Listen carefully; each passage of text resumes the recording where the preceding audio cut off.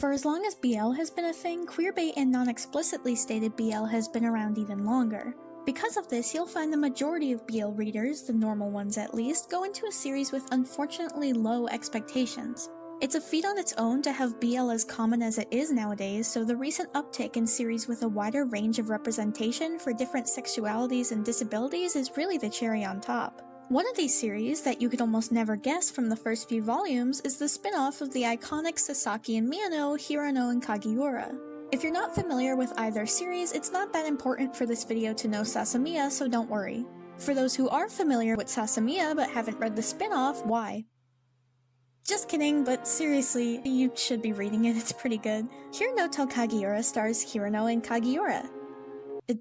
Crazy, right? Two dormmates who are much closer than you'd expect from regular high school guys. The younger of the two, Kagiura, is decidedly not a morning person despite being part of the basketball team, and therefore gets woken up practically every day by Hirano, his senpai who's in the disciplinary committee despite having dyed hair and piercings. If you've seen or read the original series, you're more likely to recognize Hirano since he plays a bigger role in the story as Sasaki's close friend and Miyano's fellow committee member. Eventually, Kagiura realizes he's fallen in love with Hirano, and this is where the story really begins. Oh my god, they were roommates, literally. So what does Kagiura have to do with asexual representation? Hirano in the original series usually gives Sasaki some sort of practical advice since he's an extremely blunt person, but in Kagiura we learn just because he's straightforward doesn't mean his feelings are that uncomplicated.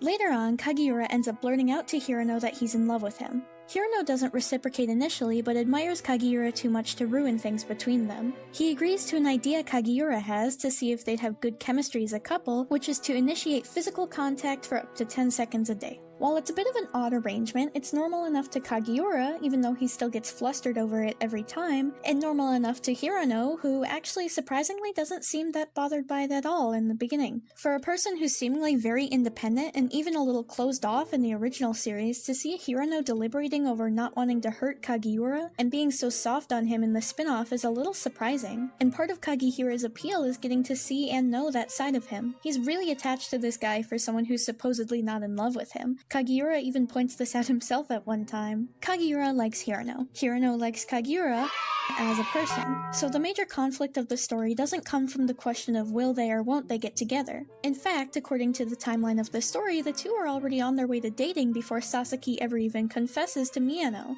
What's interesting about Kagiura is the conflict comes from Hirano battling his own feelings. Kagiura, while a bit dense at times, knows what he wants in a partner and is romantic enough to hope for a relationship similar to his parents, basically a near soulmate's close friendship with a side of romantic physical affection. Since the two don't quite painfully suffer from the classic lack of communication so commonly found in BL due to Kagiura's bold personality, he has no problem letting Hirano know this. But Hirano's main problem isn't that he doesn't find himself wanting to spend more time with Kagiura, getting to know him more, or becoming someone special to him. Instead, it's his worries that his idea of a relationship doesn't line up with Kagiura's at all, so he can't be mutually in love with him, right? Like we've established, Hirano rejected Kagiura when he confessed to him, but that doesn't mean he didn't stop thinking about what Kagiura said. He agreed to give Kagiura's suggestions a shot because underneath the surface he wants to make it work too, he just hasn't realized it or figured out how to do that yet himself. After the two start their free trial of being a couple, of course they grow closer as friends and start to understand and pay deeper attention to the little habits and thought patterns of the other person. One of the things that keeps coming up between them is Kagiura's concern that Hirano isn't being needy enough with him. Hirano wakes Kagiura up every day, but Kagiura is a person who sometimes finds it really hard to have confidence in himself and thinks Hirano deserves better, especially since he's getting him to do this 10 seconds a day thing. He still wants a relationship like his parents, and he perceives that to be a relationship where both partners treat each other as equals. Hirano's a little relieved when he hears this, as he thinks it means he's helping give Kagiura what he wants. Again, he's awfully concerned with that for someone who isn't interested in being with him. Similarly, Hirano seems the most interested in the emotional weight that comes from their physical contact. While simply touching the other person makes Kagiura's heart race, what makes Hirano's heart race is the idea of trusting Kagiura with himself, Kagiura's kindness, and the idea that he's the only person Kagiura does these kinds of things with. He still wants to stay by his side and watch over him. Despite being uncomfortable with the thought of physical closeness, he finds himself surprised how fast their time together passes, or how angry it makes him if Kagiura makes a sad face while touching him. When Kagiura expresses the happiness he feels during those 10 seconds, and his desire to take things further by possibly even kissing Hirano, Hirano is conflicted over the fact that he doesn't feel the same. But what he doesn't realize is he does feel the same, at least when you boil their desires down to the basic idea. Not every asexual person is repulsed by sexual advances. That's an unfortunately common misconception. But every asexual person has struggled with the idea of their feelings not being normal, in huge quotation marks, when compared to the common societal expectations of being in a relationship. Many people don't even realize they differ in this way until much later in their life, and we can safely shelve Hirano into this category, especially since he has no prior romantic relationships unlike Kagiura. Hirano shares a clubroom with Miyano, remember him? A proud fudanshi who has no problem talking about love if it relates to his manga. A lot of asexual people turn to and connect with fictional characters in romance stories for a different perspective on relationships or to help get their feelings in order and determine when they know they're in love with someone if they're not attracted to them. We all owe Miyano our thanks because due to his frequent comments about classic romance manga and yaoi tropes, Hirano finally starts thinking about how when Kagiura makes his heart pound, it's not just because he likes him as a person. Hirano questions if this means he also wants to kiss Kagiura, but as established, he clearly doesn't.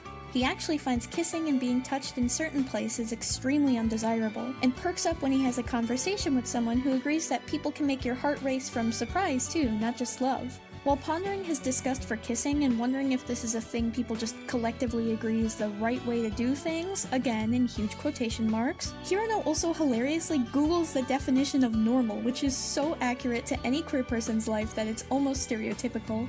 It's getting a little late in the video to introduce a new character with a clean segue, so instead here you go, meet Ichinose! He's Hirano's former roommate and has plenty of experience with love due to his unrequited feelings he's had and plans to have for years to come. One of the last pushes to getting Hirano to return Kagiura's feelings is a conversation he has with Ichinose. Although granted, he only has it to address something awkward between them. At one point, Kagiura and Hirano— no, oops, it feels so weird to switch their names around like that. Hirano and Kagiura are having their usual test with their 10 seconds. A bit more of a scientific test than usual though, as Hirano describes it more as testing a hypothesis if he can enjoy being hugged by Kagiura or not. He ends up finding that he actually can, but largely only if he's the one initiating it, which is also fairly common for asexual individuals. When he's enjoying himself, and for once enjoying an intimate moment with Kagiura, he looks up to see Ichinose had walked in on them a couple seconds ago. Hirano's way stronger than me because I would have actually crashed out right then and there. Luckily, Ichinose is a true homie who immediately loudly pretends not to see anything and then leaves without saying a word to either of them. Back to their conversation later in the story, Hirano finally addresses that day by answering Ichinose's question of if they're dating or not with a resounding no. At least, not yet. Hirano wants to return his feelings, and he wants their feelings to be mutual, but he's still afraid that he'll hurt Kagiura by not giving him everything he wants. Okay, honestly, depending on the person, reading this manga is kind of a form of torture, because the absolute rage bait of watching a person as mature and put together as Hirano be this dense when it comes to Kagiura's feelings really puts the burn in slow burn. Hirano, misunderstanding Kagiura's concept of equality in a relationship, still believes their interests need to line up exactly in order for it to be really true love. Another thank you, this time to Ichinose, for assuring him that he shouldn't worry, because everybody's version of love is different and there's no laws that say you can only love someone one way without your feelings being invalid. That's the great thing about love, and it's clear even to an outsider like him that Hirano and Kagiura love each other plenty. Thank you, Ichinose! When Hirano is finally realizing his mutual feelings for Kagiura, his final decision comes from a single conversation he has with Kagi after this. Of course Kagiura wants to kiss him, he loves Hirano and wants to be with him, but that's not the only reason he wants to be with him. Hirano is the one he loves, so he wants to be with him and care for him as best he can.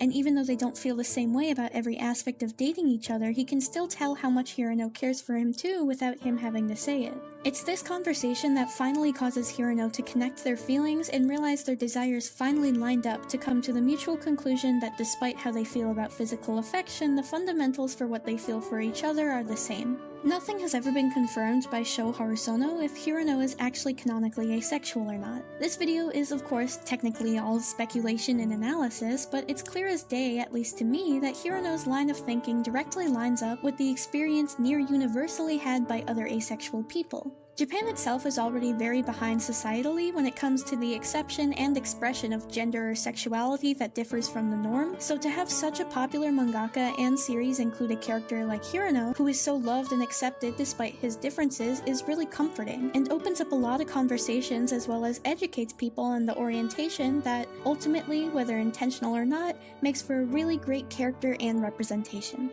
Thanks for watching.